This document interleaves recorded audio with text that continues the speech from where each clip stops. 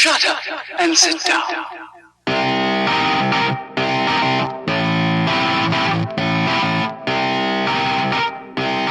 Welcome everyone to the Rick and Morty special episode of the People's Review podcast.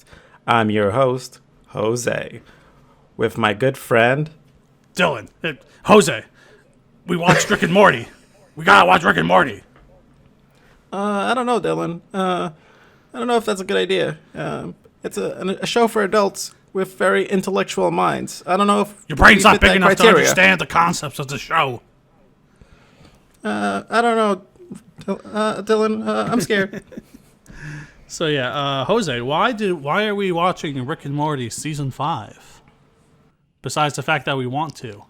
Well, A, we wanted to, and B, it's a show that's been pretty much on air for 9 years now, and there's only been 5 seasons. It's ridiculous. Yeah. And Yeah, I guess it hasn't been canceled or anything, right? It's just they just took their time in making new seasons. yeah, it's just one of those shows, that requires a lot of effort, especially from Dan Harmon, who's well known throughout the industry as being very nitpicky about what he puts out there in the world. Except if it's like him humping that doll, then that's cool. Yeah, but I guess in terms of his art, let's say, his TV show, hey, why not be nitpicky? Because it's something that's gonna be seen by millions of people. Want to make it as best you can. I know if I'm making something of any quality, all I do is make trash though, so I want to make sure my trash is good trash. Yeah, same here, man. I'm just a trash bag dumping out onto the world. But, as a new season comes out, we thought, what better way to talk about a newer show instead of Bebop than picking Rick and Morty, something that is beloved throughout, I guess, the universe? It seems that way. I mean, Rick and Morty fans are some of the craziest fans in the whole world. Oh, yeah, they may have single-handedly ruined the show for many people, it's argued. Especially with their Szechuan sauce mania that occurred after there was just one episode with a one-off joke at the end during one of the older seasons where Rick starts yelling about McDonald's Szechuan sauce. And it was a goofy bit because it's oh, hey, he's referencing some old fast food sauce. Isn't that crazy? And Rick and Morty fans went and harassed people at McDonald's across the nation until they brought it back for one day. Yeah, honestly, I didn't even know they did that. That just goes to show you how much I cared. Going into the episode, I guess we should talk a little bit about what happened in the final season. Not the final, but the previous season of Rick and Morty, season 4.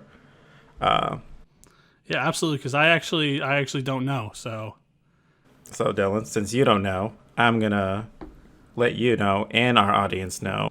So at the end of season 4, we find out that Rick had cloned his daughter, Beth, and her clone had came to the Earth because she had found there was a bomb inside of her throat.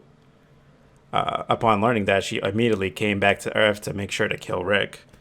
And then upon learning that she might be the clone or the other one, or the other Beth who was on Earth and got back together with Jerry. So if you don't know, Jerry and Beth broke up for season 3, and season 4 was pretty much them getting back together and going to couples therapy and all that cool stuff you do when you get back together. At the end of the season, there was pretty much it was kind of a Star Wars episode. Basically, there was a huge Death Star that would pretty much kill people but leave their Wrangler jeans because the Death Star was pretty much sponsored by Wrangler. So as people would vanish, the Wrangler jeans would still be on the ground. So that was pretty funny. The way they destroyed it was actually by putting in a pair of Wrangler jeans. And it was Wrangler jeans built too tough, must self-destruct. Did they actually get a Did like Dan Harmon get a sponsorship to use the name on the show? Oh, I believe so, because they used Wrangler Jesus jeans. Christ. I mean, they've used Wendy's as well on the show, so it's not surprising. Yeah, I guess any press is good press. Exactly. I think they actually just had another sponsorship with Wendy's where they had basically turned a Wendy's into a Morty's. It's pretty much just Morty wearing a Wendy's girl wig. Very clever. See, that's a joke that works on multiple levels. By the end of season 4, pretty much everyone started to distance themselves from Rick. We see Morty's growing more confident. Summer is becoming more doesn't respect Rick as much as she used to, and Beth and Jerry are becoming. Beth is becoming more trying to stay away from Rick, and she doesn't give him that same amount of respect and doesn't need his approval as much as she did in the first 2 seasons. So we see a lot of character growth, but the only character who doesn't grow at all is Rick, and he's kind of at the end. He doesn't even know who the clone was for his daughter. So he now has 2 daughters, and he doesn't know. He's not sure which one is the real one. Well, I'm on the edge of my. Sorry, I'm awake. I was on the edge of my seat. So after that, that's pretty much it. There's not much else. And then that's where we lead into with this first episode with them escaping this crystal area planet, right? Yep. So the episode we're going to be talking about is season 5, episode 1, Mort Dinner Rick Andre. Very clever name. Once again, multiple levels. Multiple levels here. Can you hear me rolling my eyes on? Does that pick up on the audio? What's that? Our producer. Does rolling my eyes pick up on the audio? Our producer is saying that you're being way too loud with the eye rolling. You need to cut it down. What? Yeah, sorry, producer. You just don't let it happen again, all right? Gotcha. So before we discuss the episode, let's give a brief synopsis. So this episode pretty much starts off with Rick and Morty escaping a planet as the wormhole is closing.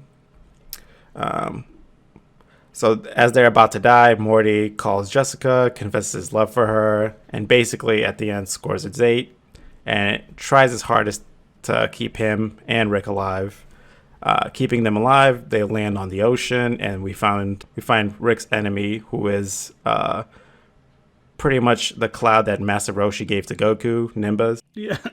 Oh, this is what happened to the Nimbus. Pretty much, he became a huge dick in water. So in order to maintain the peace between Rick and Nimbus, he invites him over for a dinner party. Meanwhile, Morty and Jessica are going on a date.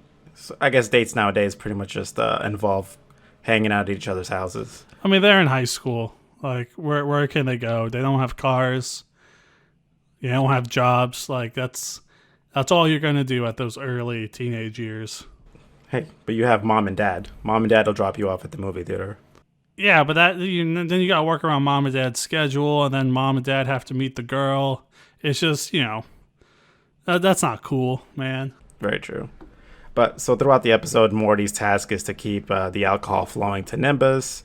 And each time he has to get the alcohol, he has to pretty much go through a portal where time is pretty much 1 second is like 10 years in this other world. So Morty's task is to pretty much keep the alcohol flowing the whole time.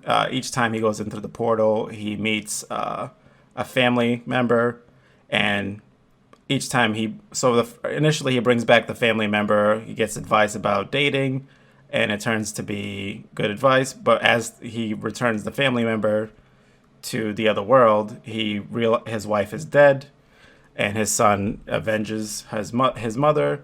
And pretty much each time Morty goes back through the portal, he's just ruining their lives further and further. At one point, Morty attacks the people in the other world. He leaves behind a piece of technology, which allows them to evolve even faster, and becoming even more advanced than they were. And then eventually they become so advanced that they actually invade Morty's world. Jessica then kills the invader and gets sucked into the portal. And then as Morty heads out to save her, Rick then joins up after being fed up with Nimbus, who's being pretty much a huge dick the whole time. And Beth and Jerry, the whole episode, are pretty much just talking about, should we, have this three-way with Nimbus. Then we also learn that as Rick leaves to go help Morty save Jessica from the other world, Rick pretty much becomes powerless when he faces them.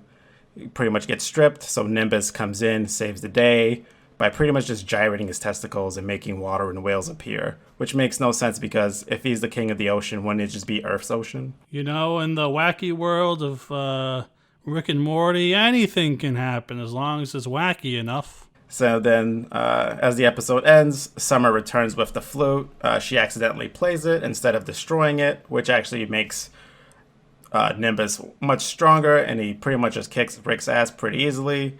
And then at the end of the episode, the police show up, and since Nimbus controls the police, he has Rick arrested. And then at the last part of after the credits, we find out that Jerry and Beth have the three-way with Nimbus. And that's pretty much the episode.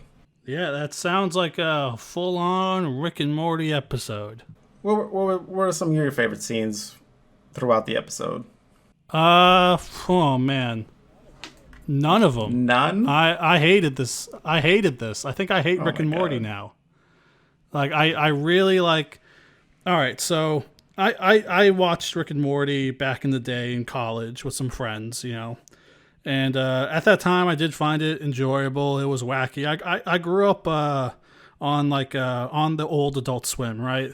Your Aqua Teen Hunger Force, home movies, C-Lab 2021. So I do have, I did grow up on that sort of absurd, vulgar, extra violent cartoon humor. But just something about Rick and Morty is just embarrassing. Like, Mr. Nimbus is just cringeworthy. Like, no scene with Mr. Nimbus is funny. It's just like, someone thought of that and then animated it and put it in a TV show. Like, he's just a sex pervert. And it's funny because he's crazy. Like, oh, he controls the police because he's crazy. It's just like crazy and wacky is not a joke. Jokes require setup and payoff. And if you're going to be wacky, you got to be a little more clever. This is just wacky stuff happening for the sake of it. And then at the end, basically, nothing has changed besides Rick is now in jail. Like, all that adventure, all that everything, it just leads to a big wet fart at the end. And I don't even know if I laughed at any joke in the episode. Like, just looking back at it, like, I felt like there were a couple of them. Really? Like, what is something that you thought was funny in this episode? So as Nimbus is arriving, pretty much Jerry is like, "This is your enemy," and he's like, "You know what? Forget this. I'm just gonna call the police." And as he calls the police, he's on the phone. He's like, "I don't know why this is relevant, but yeah, I am white." And the police show up within a second. You didn't think that was funny? Yeah. Oh yeah, that's topical humor. Sure. I'll yeah. Yeah, 'cause that's topical and relevant and funny because it's true. See, I just made you laugh, so that's 5 points for me. Yeah, hey, you can make me laugh, Jose. There but I go. The show sure can't. I'll agree with you. I think this was definitely a very weak episode. I felt like even the A plot of this episode felt very weak to me. I felt like if it wasn't for the B plot in this episode where Morty was pretty much just going through the wine and pretty much each time fighting these dog people, I would have probably lost interest in the episode as well. Yeah, I was losing interest on both sides. It's just the dog race time jumps. It's just the same joke over and over. Like, whoa, they're even more angry this time. And then Morty goes back, oh, they're even more advanced and angry this time. He jumps a little further. Oh no, they're in robot suits. And then he kicks a robot in the nuts. And then the robot's like, oh, my nuts. And it's funny because he kicks someone in the nuts. And it's like, yeah. Like a nut shot on Jackass is funny because it's real and it's actually happening. Like this is just them putting in a nut shot because isn't it funny that Morty kicked someone in the nuts? Like that's the joke. I think there's more to it than that. Just like every time he goes into that world, each time they basically like, holy shit, he actually does exist. Everything I've been saying is a lie. Yeah, the same joke over and over. He comes back, they're like, whoa, it's actually real? And then he disappears, and then he comes back, they're like, whoa, the boy from the portal is real. What? It's like a fucking YouTube React video. Like, what? Morty comes back from portal. What? But I think it's funny because each time, so much time has passed that it's like if we lived in the 1500s and someone just appeared magically from a portal, and then someone was like, hey guys, some crazy guy just walked out of a portal. You guys have to believe me. Would you believe that person?